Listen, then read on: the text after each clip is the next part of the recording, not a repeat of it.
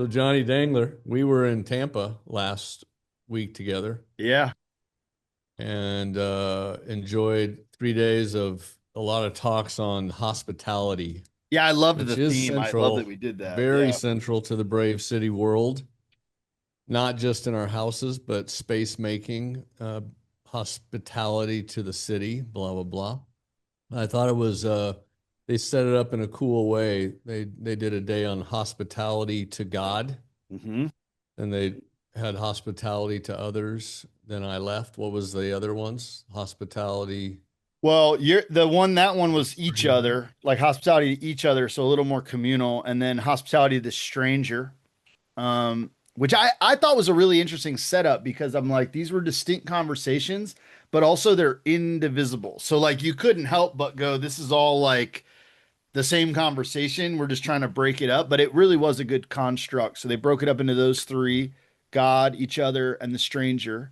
And then I think the fourth session was really like bring it all together, which I thought they had a hard time holding them apart, to be honest. But I loved that as a theme for a weekend. I actually don't think I've ever wanted to be in where I would go to a conference and be like, I want to be in all the sessions, like all of Yeah. them, because of this theme. There was, yeah, it was great. Yeah, I don't know if I don't know if you saw me, but the very first night I saw you, and I was gonna, of course, like flag you up to come sit with me. And right then I read the brochure and I realized that I had prepared the talk for the wrong thing. I had prepared a whole talk on hospitality to God because that's what was sent to me. And then I realized, no, that's not. So I busted back to the hotel Ran to home to get some writing done. redo my talk. But anyway, it was I thought let's just riff off that because Yeah.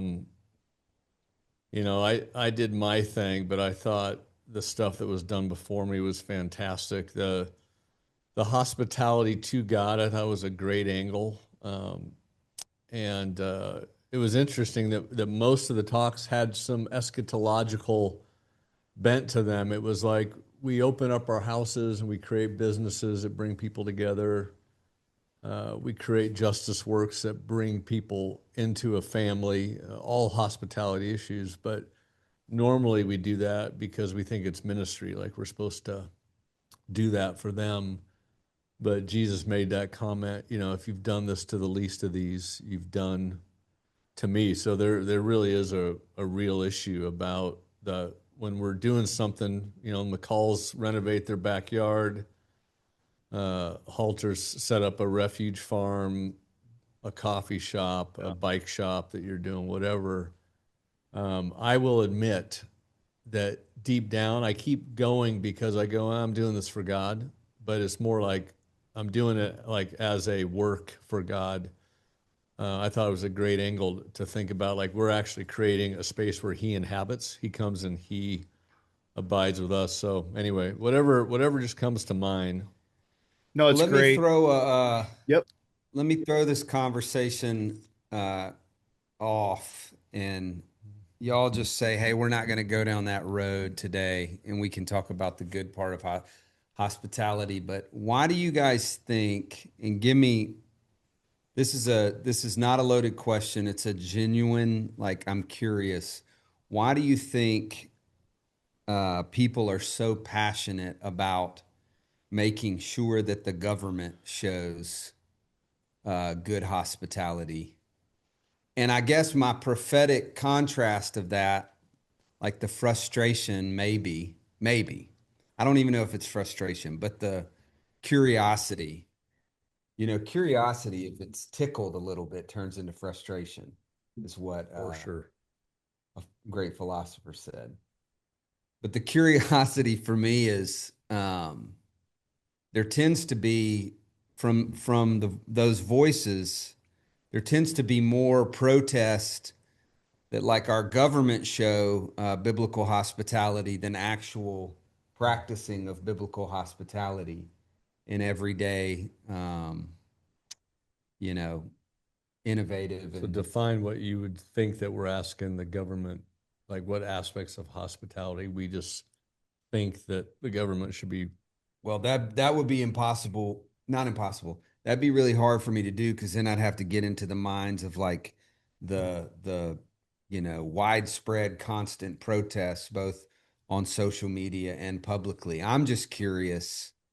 Like I feel like we can make such an impact in our like cities and in our context of creating hospitable spaces, creating hospitable pathways for the stranger to find home and hope and family, um, conversations happening.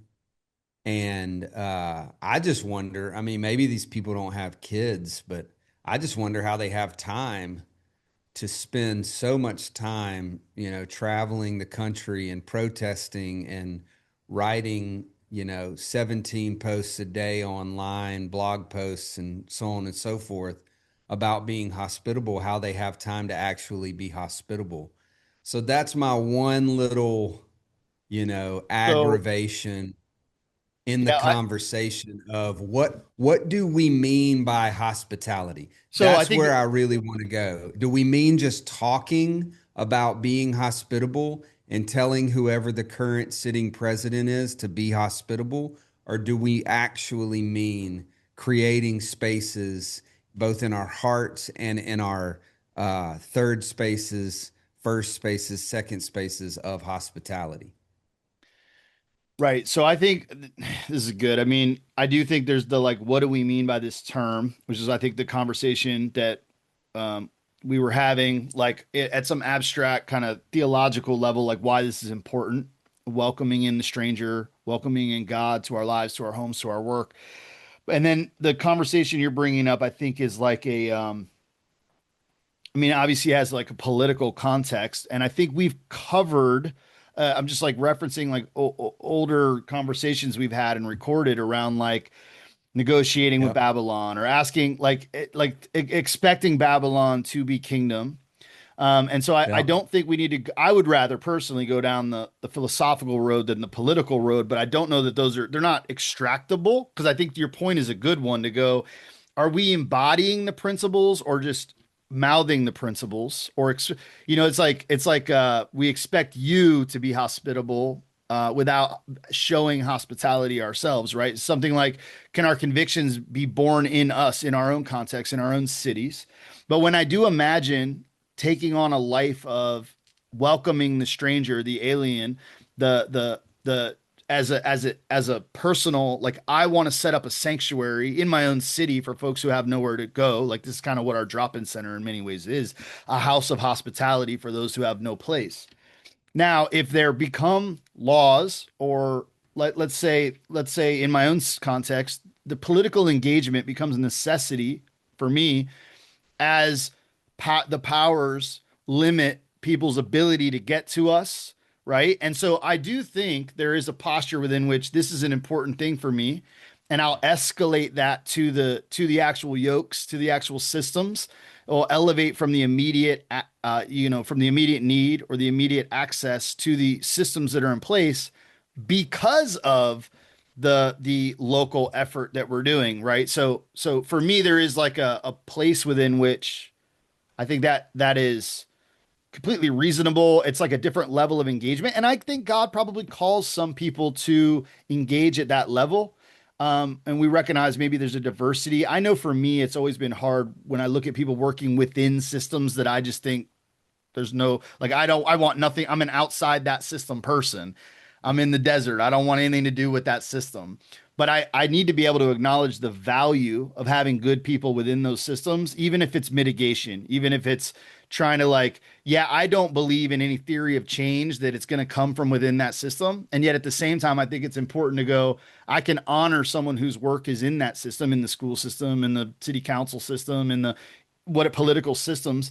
It's like I don't want to deny that there's probably a good, righteous place for someone to exist within that system, and even to call on folks to have these values within those systems. I don't know if I'm getting at that exactly, but to say like You to are. be able to affirm those things and honor those things, but also to go, that's not the game that we're playing, that we're playing.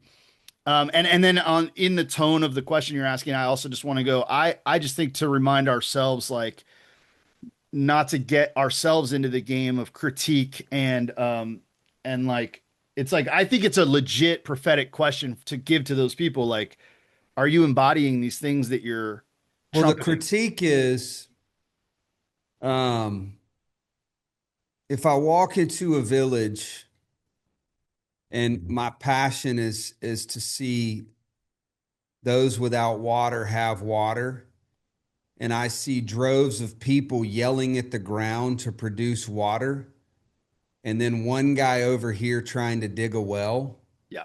my critique is hey, what are y'all doing? Like, let's go help the guy digging the well. The ground isn't listening to you.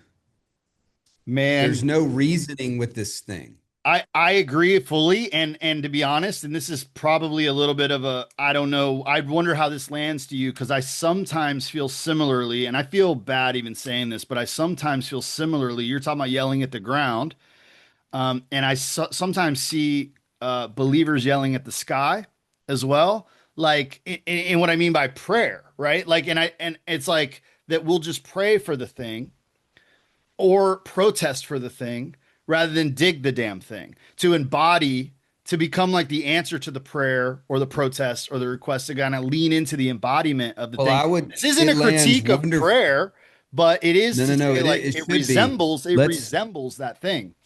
let's let's give it a second though. It should be a critique of prayer because now we're getting into the doctrine of prayer, which actually is it runs in parallel with this conversation. Mm-hmm. Because I think the simplest way to acknowledge what you said is prayer is an effort to align the cadence of our heart with the cadence of God's heart. Yep. Yep. And so if you're quote unquote yelling at the sky, I think it's okay to say, oh, that's not prayer. What you're doing is called the power of positive whatever. You're trying to speak something. You're trying to reason with the cosmos. We are creatures of action. We've been designed as what the scriptures call, like, I don't know the specific terminology, but we are the embodiment, the ambassadors of Christ. Like we use terms like the hands and feet. Mm-hmm. We are the personification of Christ on earth. So when we pray, it's by and large to get on the same BPM as God's heartbeat so that we can beats per minute so that we can dig at his pace. I Thank you. saw you looking to the right like, wait, what does that It mean? took me a second too. I'm like, yeah. So it lands really well. It's actually a perfect, not only analogy, it goes beyond being analogous. It's like, that's what I'm talking about Well, and so is what I want to do then, to get like even to the heart of what I think Hugh was prompting in the beginning of this, and I think these are good, like bringing these together, is like all of us know the experience of, say, pulling up to a red light and there's someone in need on the corner. And there's a million reasons to have friction around an interaction like that, right? To go, man, like, maybe it's a concern of safety, a concern of fear, a concern of like what is this person going to do or whatever. And even if it's not a gesture of generosity, like there's a lot of times I'm like, I literally don't have a dollar. But what I do have is attention, to honor, to like often I'll just roll down my window and say, "What's up, dude? Like, how's it going? Oh, it's hard out here. Yeah, like I've had a rough year too." Like just like banter back and forth a little bit where it's like and to even say, "Man, I'm sorry, I don't have any food, I don't have any money, whatever," but like to engage in person, like to recognize the personhood of this neighbor in need. And often that is like it's a gift to yourself in many ways, because it breaks that tension, that friction, that conflict in you. But it also kind of embodies like an ability to say like, I honor and see you. And I wonder too, like for me it feels like an immediate concrete embodiment of a conviction to say like, am I allowing fear and trepidation or concern or these other things to stand in the way of this embodiment? Or can I like lean into it regardless of, it's not a call to fix the thing, but a call to go, man, to be a loving neighbor, to presence, grace, and hospitality with the stranger or the other? Or like, do we open our doors when there's a knock at it, or are we filled with trepidation, which I do think is like the heart of the question is like, behold, I stand at the door and knock. And like when someone knocks on the door, you're like, damn, I was like enjoying being alone. And what's this anomaly at the door, this stranger at the door? Do they bring death? Do they bring conflict? Do they like and we open our door to the stranger. And I just feel like in the immediate embodiment, this is something we need to like talk through how we why we value hospitality, what the like theological significance is with our own relationship with God, and how that aligns us at a concrete immediate level, like to the BPM, the heart of God. What is the heart of God? And often I think we could tell stories ago that's how we encountered God.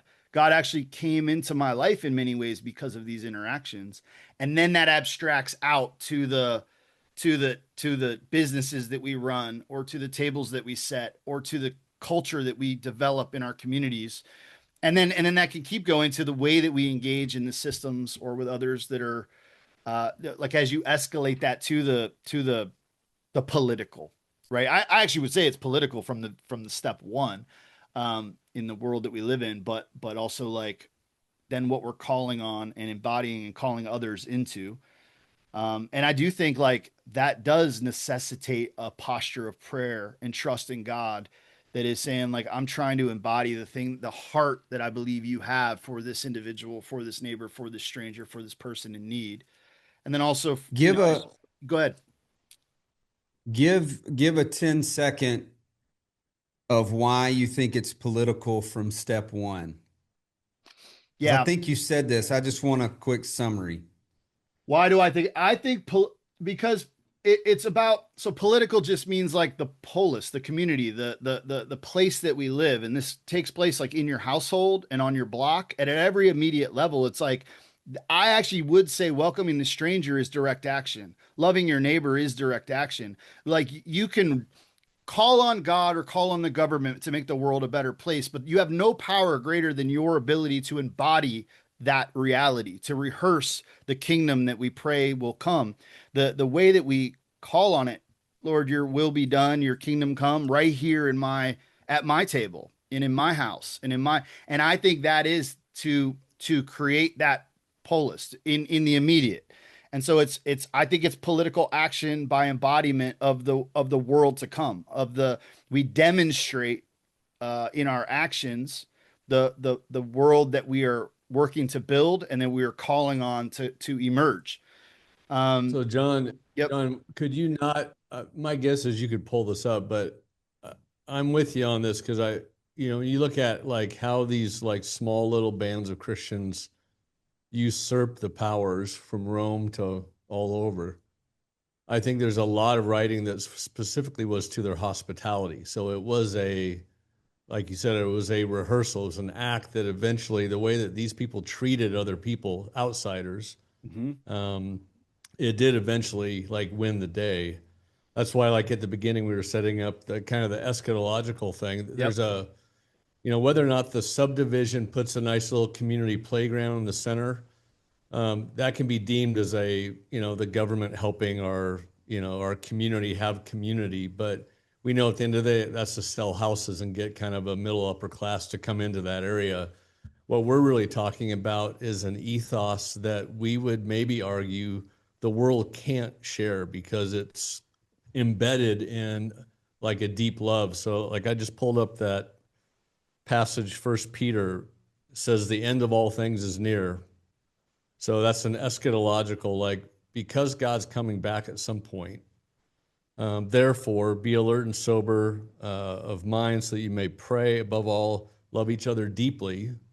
So we need to argue the government might be able to do an occasional thing that would be helpful to the neighborhood, but Mm-hmm. it probably cannot love people deeply. And that's what is the setup for the next line. And then offer hospitality to one another without grumbling. So, like, because the end is near, you know, Yep. not because it's just the Christian way of life, but because God is winning, He's on His way back.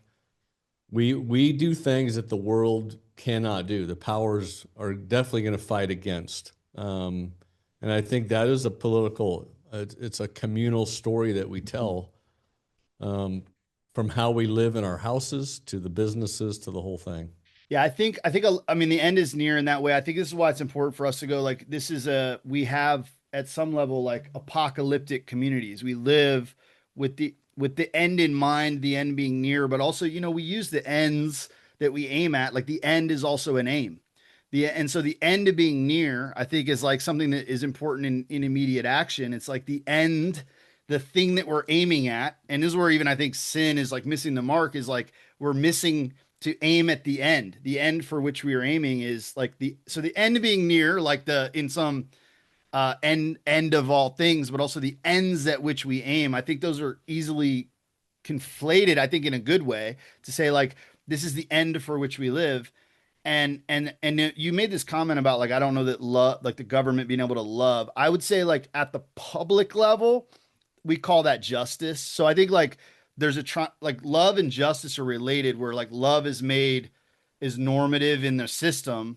That would be something along the line of like a work toward justice, where in the immediate interpersonal, we would call that love. I think those are like correlated somehow under where power, with like if you take power and you combine it with love, like justice is somehow the language that we would use for that. And that the end, the aim, the kingdom, the dream is a thing we want to see at every level. But the thing that's within our power, personal power, is to go, let's embody it in the immediate, in the concrete, and then let's uh, inoculate that. I don't know what the right word is, into the cultures that we build, right? This is like the principles of hospitality that we want to embody in the communities that we lead in, just discipling our communities to say like, do we see the individual? We try to remember their names. We honor them. We love one another. We welcome the stranger. And then as we do that, you're built. This is like how, at some level, how are we building a city within a city? It's like these are the building blocks that we're using, the culture that we're breathing in, and praying that the yeast works its way through the whole. So to the point where the kings lay their crowns down before the throne in the same way, to go like all things eventually get surrendered back to the kingdom. And this, I guess, is the dream of these systems kind of coming into the city of God, or the kingdom of God, or however, whatever the language you would use for that. I have a hard time envisioning that personally. But I do think Why do there's, you think you have such a hard time envisioning it? Because because it you're a seems visionary. impossible, but so does like water to wine, or walking on water, or all the things. So like it, because it's miraculous, maybe like it would like to say like the the the Or the that we, what we're calling principalities and powers, kind of lay their crowns and come back in and submit their way to the king, which I do think is what is at least being called for in the protest that you're talking about. But it's like the idea that that's going to be some quick move seems crazy.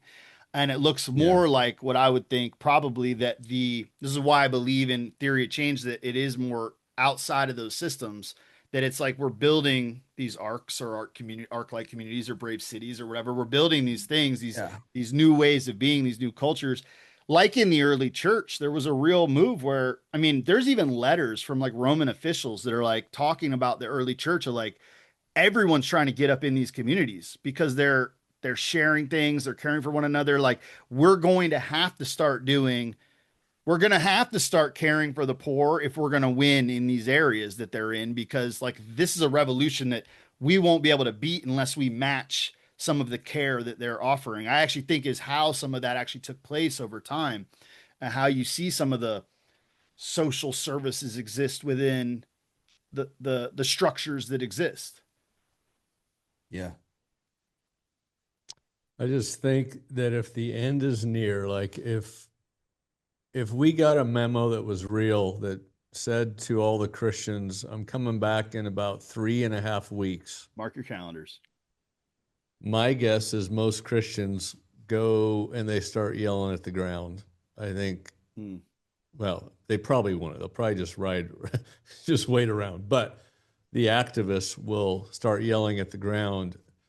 So the question would be, if I know God's coming back in 3.5 weeks, should I keep working on this rental house and keep setting culture in the coffee shop, or would that be a waste of time? And I would argue that what we're to be found doing is the works of hospitality. Like that's how God wants to find us. He doesn't want us just to go out and start going, hey, he's coming back. I think that's the cop out, is that because we're Christians, we just go, we're just going to like go do social posts and, as Taylor was saying, go picket and market and all that. I literally think that we should not stop doing hospitality if God's coming back. Like we want to be found at the table with our friends and with our strangers. Something that Desi said a few episodes ago that really stuck with me is he talked about when he comes, he says, he will not find me wanting something more, and he Mm-hmm. will not find me waiting around either, but he'll find me working and waging war with the enemy. Like, and this is the tools with which we wage war. It's the tables we set. It's the engagement. It's the, and I just thought, man, that says just been ringing in my head. It's like, we're not just waiting on something. We don't want for more. But this is why our hand is to the plow. And in the sense also why our doors are open, why we're welcoming the stranger, why we're at the table with friends. This is the embodiment. We're almost already there. We've set the table in the presence of our enemies. When he comes, it's just that the presence around that table transforms into what is already existing at that table. And I all that wonder, to say, I agree with you. yeah, I'm kind of I'm meddling, so y'all forgive me, but maybe this will inspire a Boy, can't help community. I can, but himself. it, like my dream is to only talk about ways forward, but I'll give an example. This might be a little too close to home, so if it is, show me grace, local friends. But I'll give two kind of comparing stories. I've noticed once again sort of a local uproar just through news channels and a publication that I subscribe to of a homeless situation. Are you familiar with the big thing that's going on right now? Mm-hmm. There was they wanted to open like almost like a drop-in center, John, Mm-hmm. and good friends of ours connected to us, and it's all great.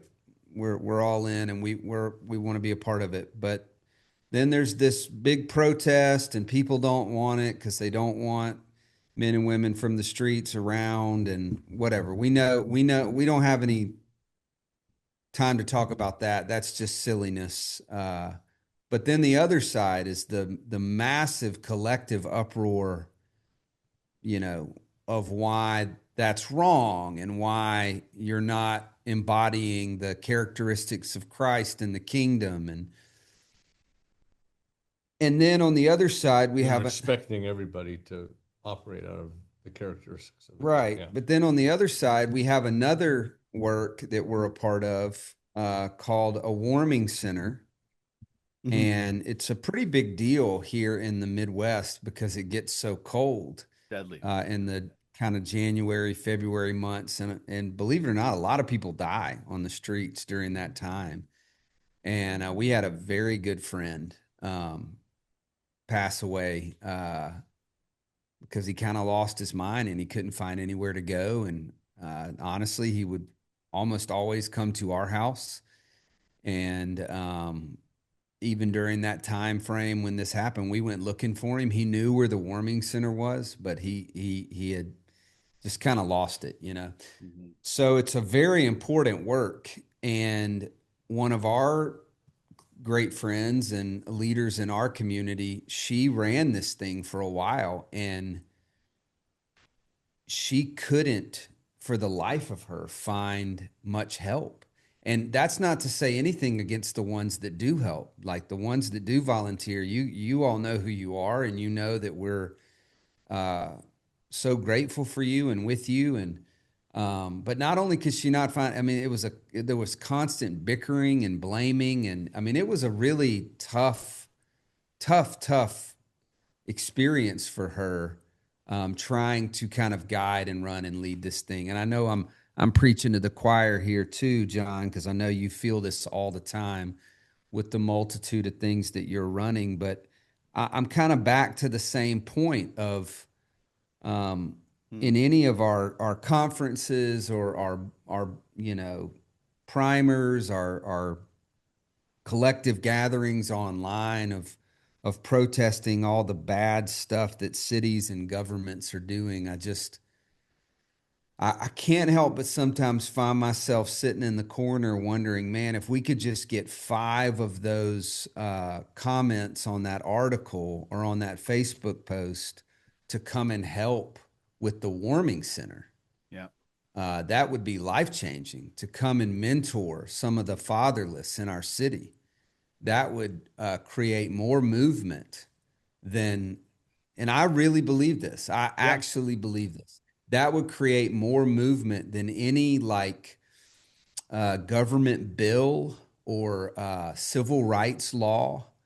If we could just get a few of them to welcome the homeless poor into their home, to say, just, when it's cold, give me a call. We'll have a fire going in the living room.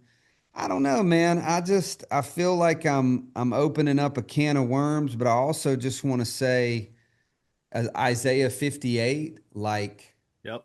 your fasts, I'm sick of them. They don't interest me anymore.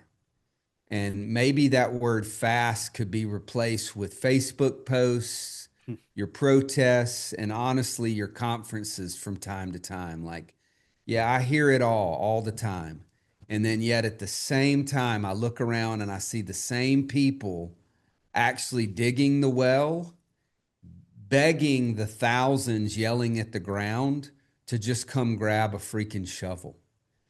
And I'm sitting here wondering, in this moment of my own life, of like, what can we do to kind of create a repentant, what's the word?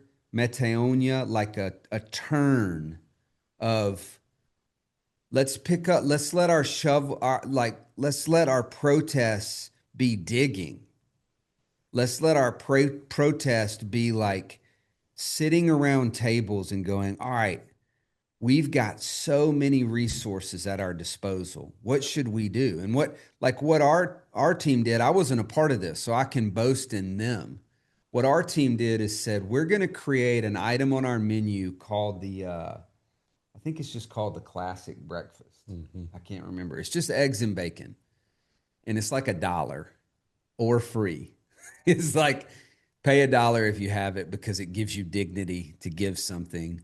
But if you don't, we'll cover you. Everyone is welcome here. It's a place to stay warm in the cold, to stay cool in the heat.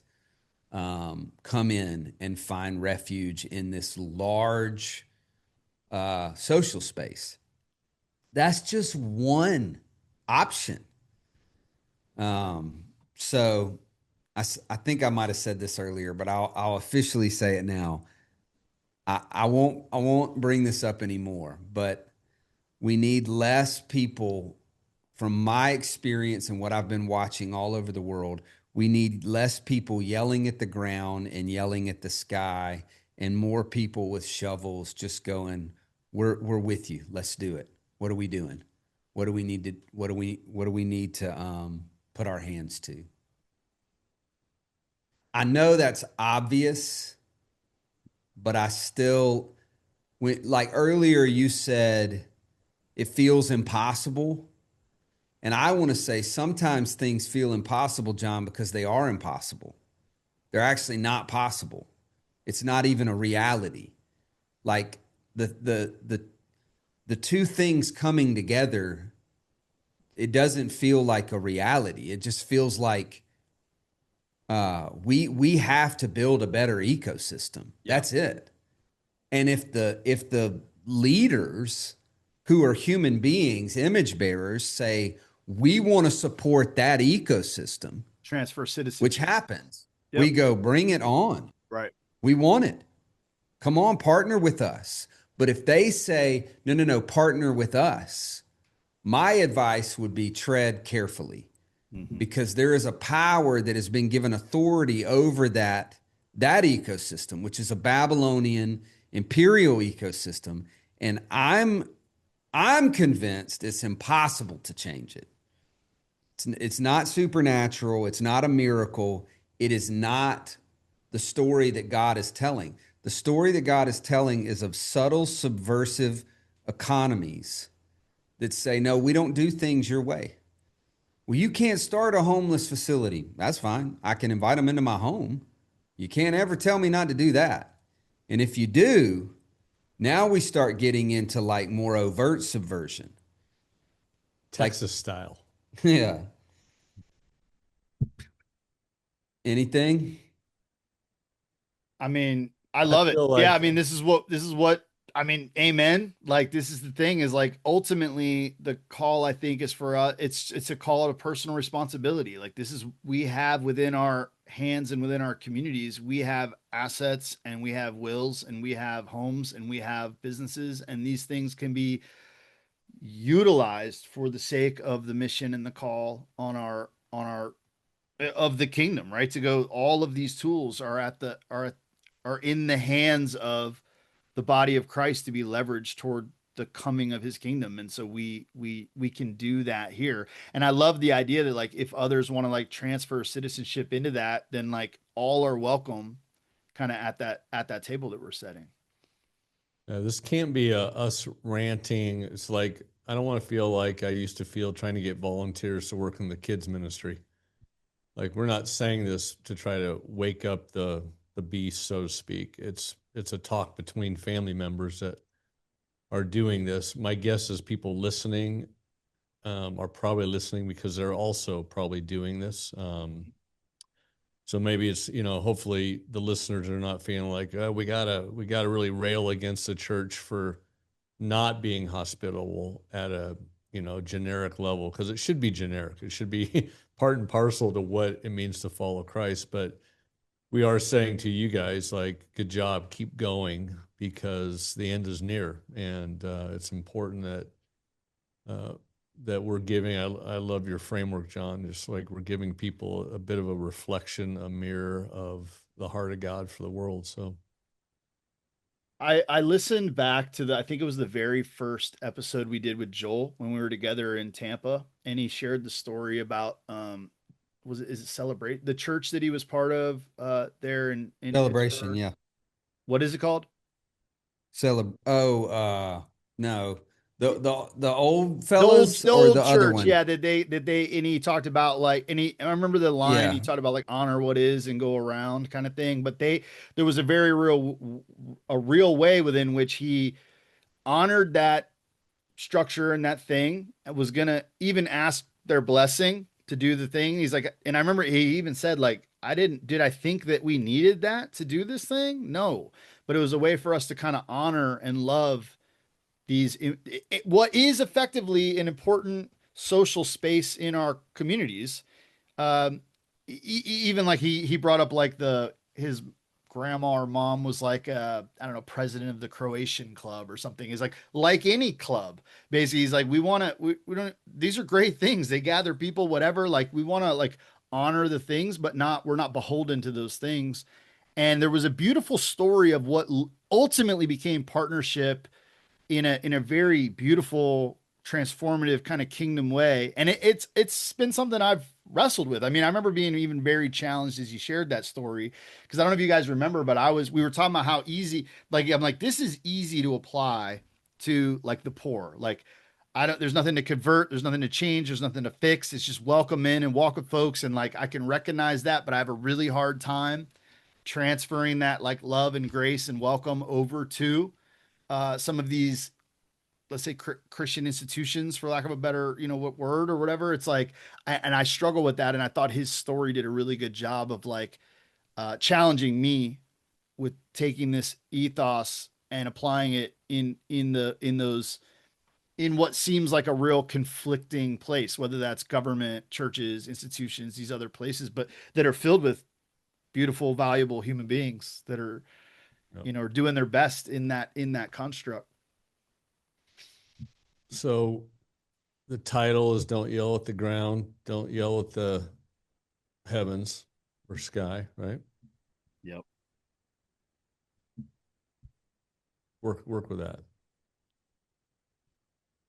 Yeah, and that's even a good stop yelling at the ground. Like you mentioned the trying to get people to volunteer for the kids ministry. Um, I think the comparison would be people bringing their kids, lots of kids, to the children's ministry, Expecting everybody else to take and care then of it. yelling at it for not being done well. Yeah. So the idea is, hey, maybe we understand your frustration. Like you're busy. You're like And you don't even like your kids. you don't even like your own kids. But I do want to say, um, this is tough. There are people doing it. And I think if you stopped worrying about who's not doing it or the government not doing it well, we could really use you doing it Hmm. instead of yelling at the ground. That's more of the idea is if you don't want to do it, I think all three of us slightly understand. I think Jesus did. Like there's no judgment. I really And we totally understand why you would not want to do this. why you would not want to and why Yeah, you for sure. feel yeah, Yeah. why you would not want to, why you feel burnt out from doing it, or why you're like I just don't have the margin. We would go this is kind of how I feel. I had a conversation with a good friend this week whose wife is really struggling and she's in a super dark place. And as she's kind of gone into to get some help, and as they've navigated, she's found that, and they're very successful. You know, she has not a care in the world. And what's at the core is she doesn't feel any purpose in her life. And I feel like what we offer people is purpose.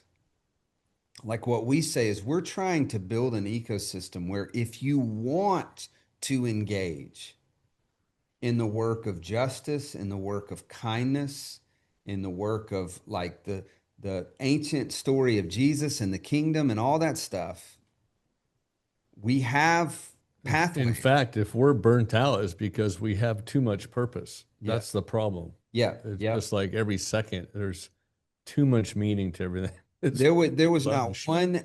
one moment for me of feeling like I wanted to speak judgment over her of, well, that's because you're not doing enough with your life, or it's Mm. because you're hoarding all your possessions, so on and so forth.